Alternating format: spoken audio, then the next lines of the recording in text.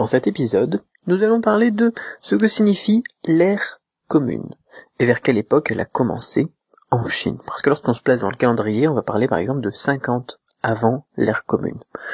On va aussi parler de qu'est-ce qu'un mandala et de comment préparer une expatriation de plusieurs années à Canton, dans le sud-est de la Chine. Je réponds à vos questions en vous présentant la Chine et le chinois tels que je les vois et tels que je les vis. Bienvenue dans la Chine, le chinois, comment c'est vraiment.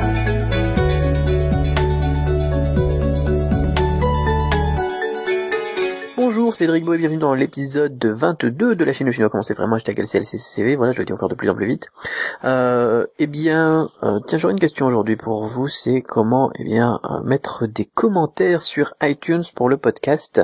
Il y a énormément de gens qui suivent ça, donc je salue toutes les personnes qui sont sur iTunes notamment, mais je sais pas comment est-ce qu'on peut voir où sont les commentaires, les étoiles et tout ça qu'on met, parce que moi je débute dans iTunes et avec mon Mac et tout ça, et je sais pas bien comment ça fonctionne. Donc si jamais vous savez comment faire, ou si jamais vous voulez me laisser des commentaires d'ailleurs sur mon podcast pour dire qu'il est super génial et tout ça, n'hésitez pas. Et ça sera la question du jour. Tiens, il faudra que je vois un petit peu comment ça fonctionne. Alors, je regardais encore les statistiques et j'en profite pour saluer toutes les personnes qui sont au Canada. Vous êtes super nombreuses à suivre le podcast et ça me fait plaisir parce que je touche un public que je touchais peut-être pas avant beaucoup, je sais pas pourquoi d'ailleurs. Et j'ai de plus en plus de personnes d'ailleurs canadiennes qui me contactent et bien donc voilà. Bonjour à tous les Canadiens aujourd'hui. Bon, bien évidemment, si vous n'êtes pas au Canada, je vous ai pas oublié non plus. Merci de me suivre au quotidien. C'est toujours un plaisir d'enregistrer ces épisodes. Alors, on va tout de suite attaquer avec les questions par la question de Guy qui me dit: bonjour Cédric, en France et ailleurs, nous disons pour dater l'expression suivante: X années avant Jésus-Christ. Par contre, en Chine, l'expression est X années avant l'ère commune. Pourrais-tu nous éclairer sur ce que signifie l'ère commune et vers quelle époque elle a commencé? Guy. Alors, l'ère commune, en fait, c'est ce qui est utilisé donc par tout le monde maintenant. C'est vrai qu'en Chine, on a toujours utilisé le calendrier agricole, le calendrier lunaire. Et il est toujours utilisé encore aujourd'hui, le calendrier lunaire. À chaque fois, quand vous allumez la télé, par exemple, le soir à 7h pile, vous avez les infos qui commencent. Et on vous commence, la première phrase, ça va être: aujourd'hui, nous sommes sur le calendrier grégorien et nous sommes sur le calendrier lunaire. Et la fête de printemps, par exemple, aussi, c'est basé sur les calendriers lunaires. On a plein d'éléments qui sont basés sur le calendrier lunaire. Mais, le pape Grégoire, d'ailleurs, en l'occurrence, pour le calendrier grégorien, il avait eu la bonne idée au XIVe ou XVe siècle, je sais plus, de créer un nouveau calendrier, donc basé sur les dernières recherches astronomiques de l'époque. Ce calendrier, petit à petit, il s'est mondialisé. Sauf que dans beaucoup de pays, ils avaient déjà donc leur calendrier. Par exemple, la Chine avec le calendrier lunaire. Et lorsqu'on a eu une base commune au monde entier pour dater les événements, c'est là où les Chinois ils se sont dit: tiens, ça, est-ce qu'on va l'appeler le calendrier grégorien? Est-ce qu'on va l'appeler le calendrier basé sur Jésus-Christ, tout ce qui est en rapport avec le pape et la religion du christianisme? Parce que ça, c'était un bon coup de pub, j'ai envie de dire, pour la religion chrétienne.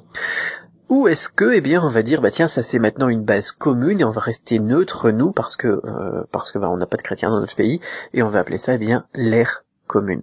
Voilà. C'est ça la question qui a dû se poser lorsque en Chine on s'est dit, tiens, qu'est-ce qu'on va utiliser comme terme?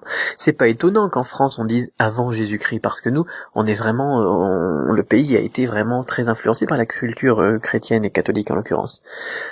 Voilà.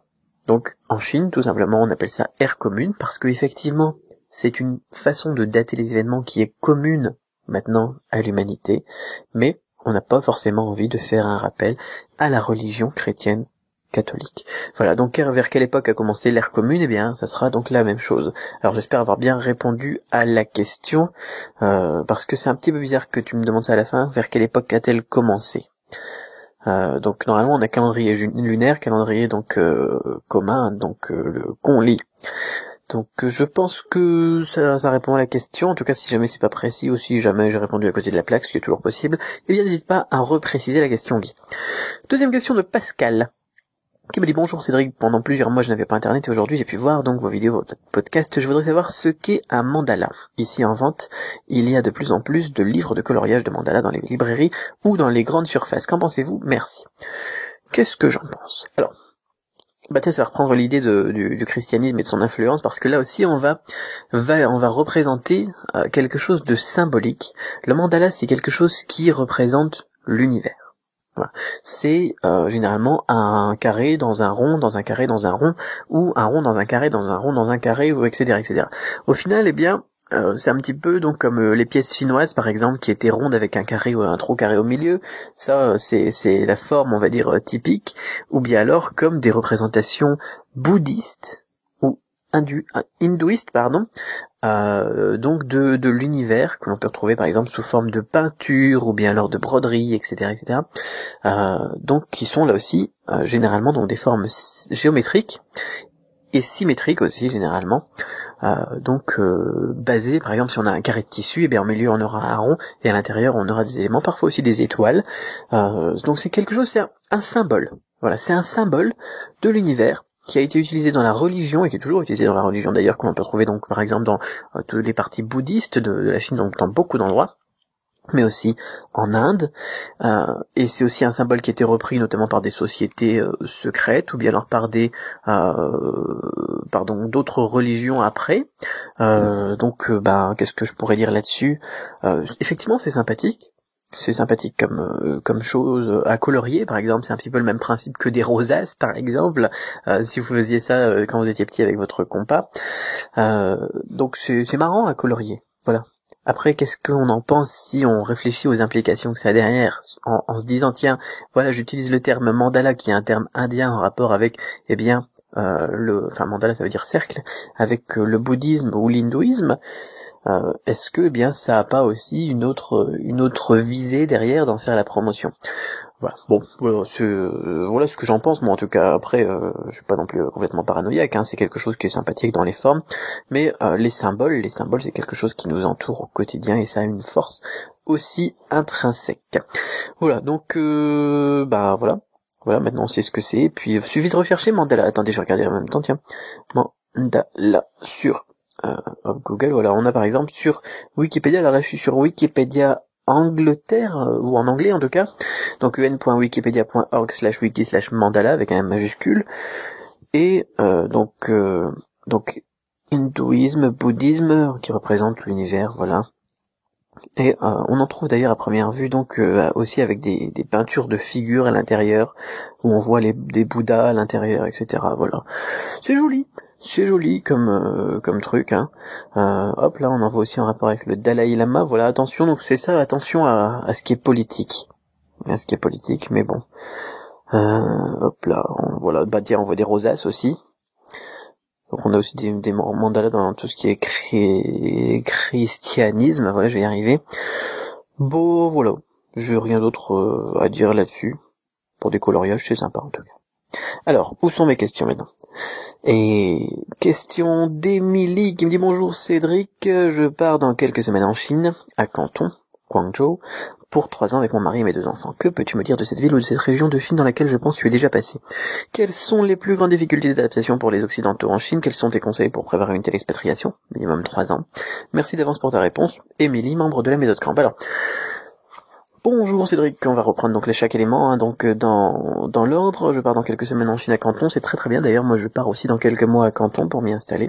Donc sauf problème bien évidemment, ou sauf changement de dernière minute, comme ça arrive souvent.